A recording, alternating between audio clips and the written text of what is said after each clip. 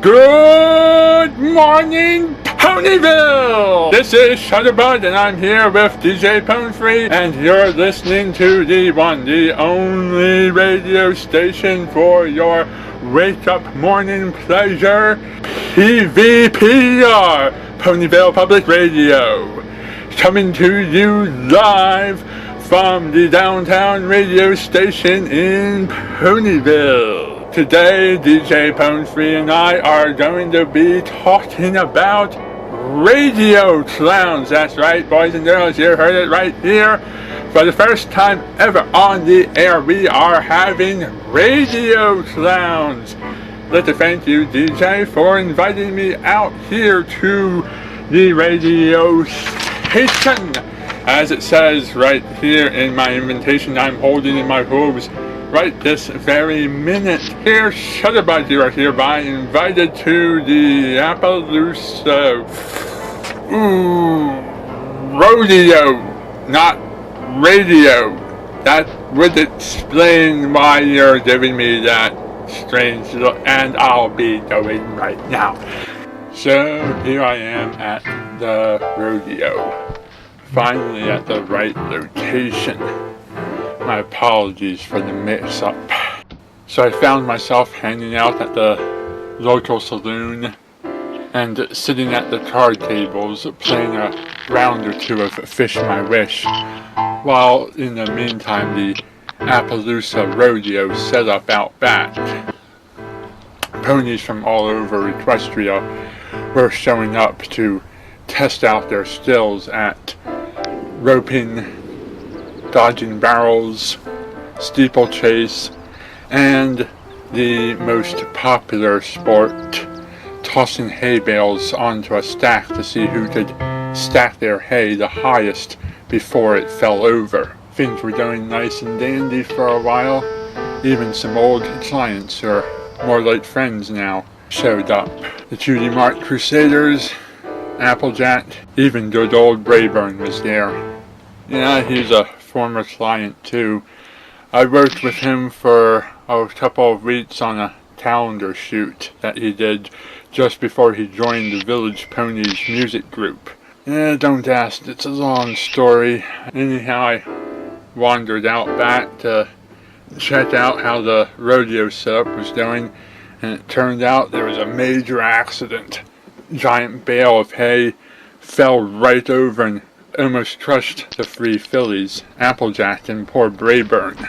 According to the sheriff, it's the work of a local varmint, Appleoosa's most wanted dangerous criminal, a pony by the name of, did you say Trenderhoof? No, Troubleshoes, that's it. I knew it had something to do with feet. So anyhow, apparently this Troubleshoes character's been going around messing up rodeos, causing many of them to force themselves to cancel, causing towns to lose important business. But Appleloosa wasn't hearing any of this and was willing to fight back to keep the rodeo going. In the meantime, Applejack approached me and asked me to take the fillies home to Ponyville. I was happy to do so, of course.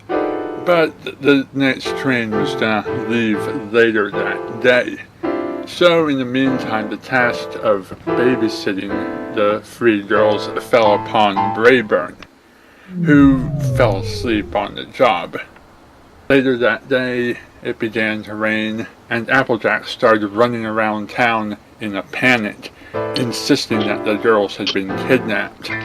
While this seemed unlikely, the possibility couldn't be ignored, and the sheriff and his deputies set off to capture Troubleshoes. Later that day, Troubleshoes was brought in and locked up in jail, but the girls kept insisting that he was completely innocent. According to their story, they had wandered off on their own and were trying to find him so that they could help the sheriff arrest him, so that they could compete in the rodeo without fear of any danger, and potentially get their cutie marks. When they found him, they discovered that he was in fact actually klutzy. While he walked them back to Appaloosa, Troubleshoes told the girls a story from his past about how he got his cutie mark and the cutie mark made him become clumsy and have tons and tons of bad luck. But Applebloom interpreted the cutie mark differently, figuring that his special talent was being a rodeo clown. She wanted to put the theory to the test, but before she could, Troubleshoes was arrested and thrown in jail. But before I could suggest something intelligent like the girls telling Applejack the truth and getting the adults to help them out of this situation, they ran off and I lost sight of them. Apparently, they helped Troubleshoes break out of jail. They dressed him up as a clown and snuck him into the rodeo, where, as it turned out, he was extremely entertaining and super hilarious. All of the other ponies loved him. When the truth was revealed, a mob formed out to get him and put him back in jail, but the girls quickly explained to the crowd what they had told me earlier about the clumsiness being a misunderstanding, and they admitted to having snuck out and cleared him of the charges of foal napping. The rodeo continued on for the rest of the day, clowns being funny and Applejack taking home a trophy. I, of course, took my photo of the group standing in front of the saloon and hung it on my wall as part of one of my memories. My special picture of the day is the rodeo clowns. Well, today was basically a normal day. Nothing really major happened and everything was resolved in the end. I think I might try to hook up Troubleshoes with my local male mare who is also easily clumsy. But that's a story for another time, perhaps. In all honesty, there really wasn't a whole lot to say about today's adventure because hardly anything happened. Thank you for taking the time to listen to me ramble on. Now, if I can speak as myself, here's my true thoughts on what happened in this episode. Appleoosa's Most Wanted wasn't the most interesting episode of Season 5, and so far the worst, although I can see the potential for other episodes to get even more bad. Hopefully not. If this is the bottom of the barrel for Season 5, it's still a great deal better than Season 4 or Season 2 or anything else. It feels like a Season 1 or Season 2 episode. The only thing that makes you feel like there's any progress or continuity going on is Sweetie Belle using her magic. Let's take a page from a better reviewer than I am and go over the good, the bad, and the interesting. One, we saw a new breed of pony for this series. This could lead to some interesting headcanons and some fascinating new OCs. We can also use Troubleshoes to tell a good deal of other stories when a clumsy character is needed for the sake of the plot. If Hasbro is going to get a whole bunch of fight from parent groups and so forth who don't want derpy hooves to be the offensive stereotype, clutching about and messing up the day and talking with her controversial voice, now Troubleshoes can step in and do the clumsy stuff and have talking lines and not be offensive.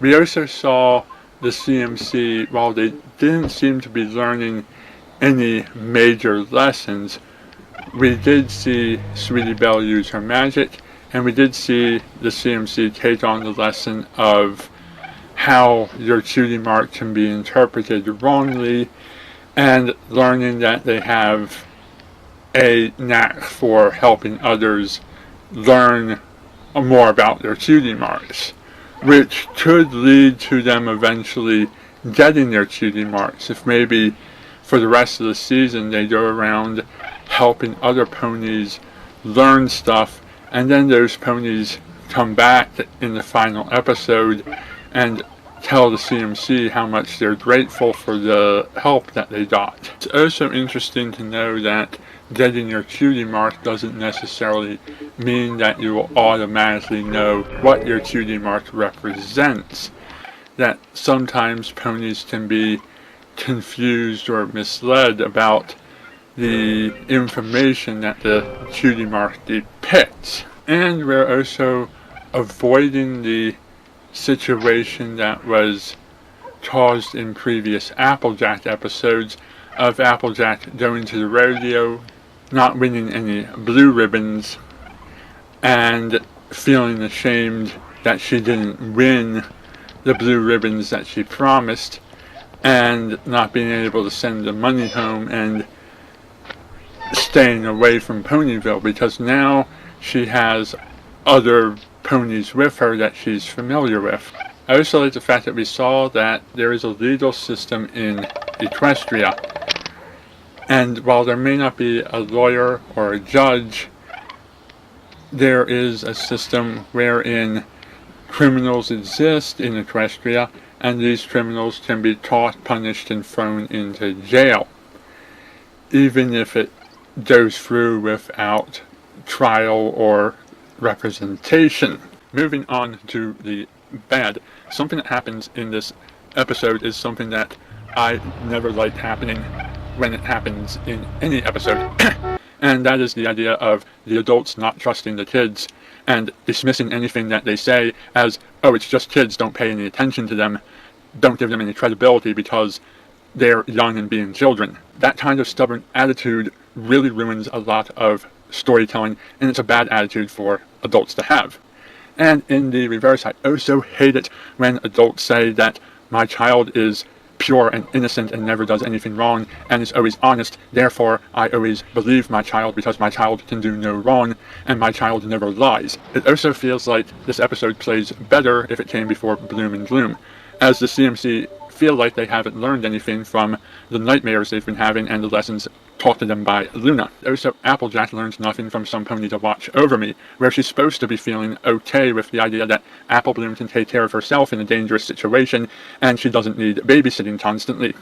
This is also a repeat of the lesson that was learned in Bridal Gossip about learning not to judge others by first impressions.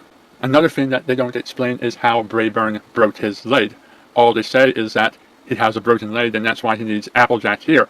It's never explained, and I think that's something that I'd like to know more about. Also, none of the ponies called into question the possibility of this not being a kidnapping.